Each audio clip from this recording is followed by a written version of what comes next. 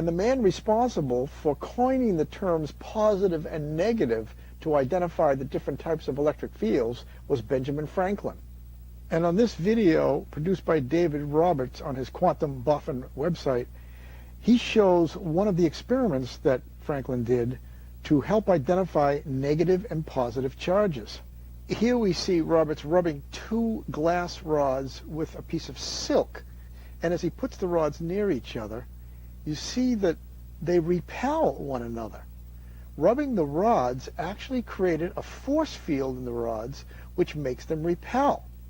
When Roberts rubbed a rubber rod, Franklin used a hard rubber rod with no sulfur in it, he discovered exactly the same thing happened by taking two hard rubber rods and rubbing them with the same material as the glass rods. They also repelled. So Franklin knew that by using friction with certain materials, Franklin actually used cat's fur, that force fields were built up in these rods. But the interesting thing that Franklin noticed is that when he rubbed a glass rod and a rubber rod and put them near each other, they didn't repel, but they attracted one another, as seen here.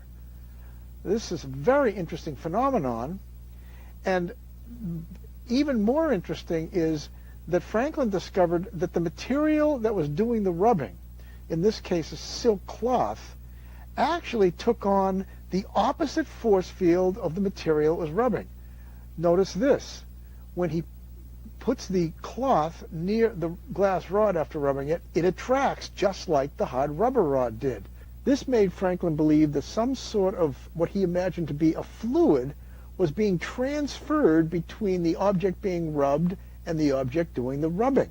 Now, for reasons that no one really knows, Franklin assumed that the glass rod was somehow absorbing this electric fluid from the cloth. And so he called the charge on the glass rod positive, and he assumed that the rubber rod was losing fluid to the cloth, and so he called it negative. And the rule then became when two positive charges are put near each other, they repel. The same is true for two negatives. They repel. That is, like charges repel. Whereas if two opposite charged objects get near each other, they will attract. Now, because Franklin was such a prolific writer, his definition of positive and negative became the accepted norm. And that means we can now determine when something is charged, whether it's negative or positive, based on Benjamin Franklin's definition. And the entire scientific community took these definitions on, and they still exist today. So here's how Benjamin Franklin's definitions are used to determine the charge on any given object. It turns out that if you put a piece of Scotch tape on a shiny surface and rip it off like this, it takes on a charge. And we can determine that charge by using Benjamin Franklin's definition. We charge up a hard rubber rod, which makes it negative, as Benjamin Franklin defined, and look, the tape is attracted to the hard rubber rod. That makes the tape positive, since unlike charges attract.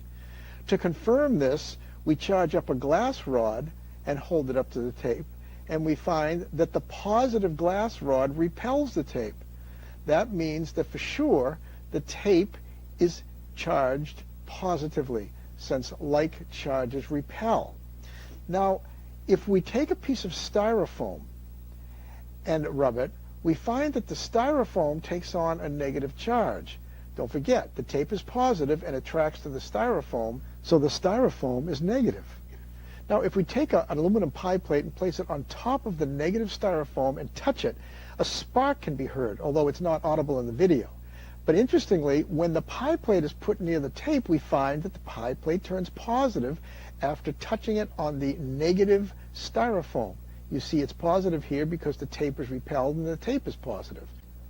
Now, although this demonstration, as well as the others, were poorly understood in the late 1700s by scientists, these demonstrations did nevertheless serve as a foundation for the building of a model, an accurate model, that explained the nature of the atom much more clearly, and also explained how and why atoms combine to form molecules.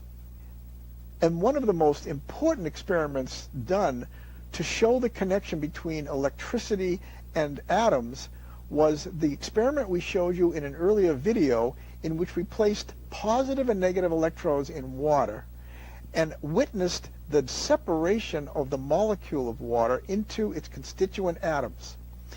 Oxygen was attracted to the positive pole shown on the left here, and hydrogen was attracted to the negative pole.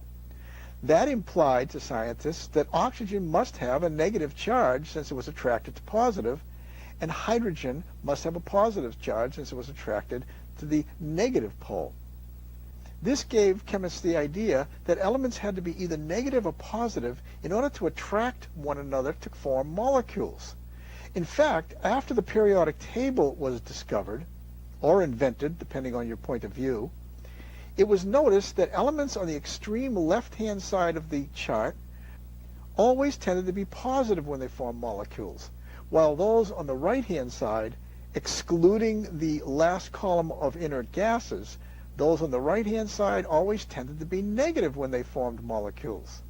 Now, this idea had a huge element of truth to it, but a lot of details were missing.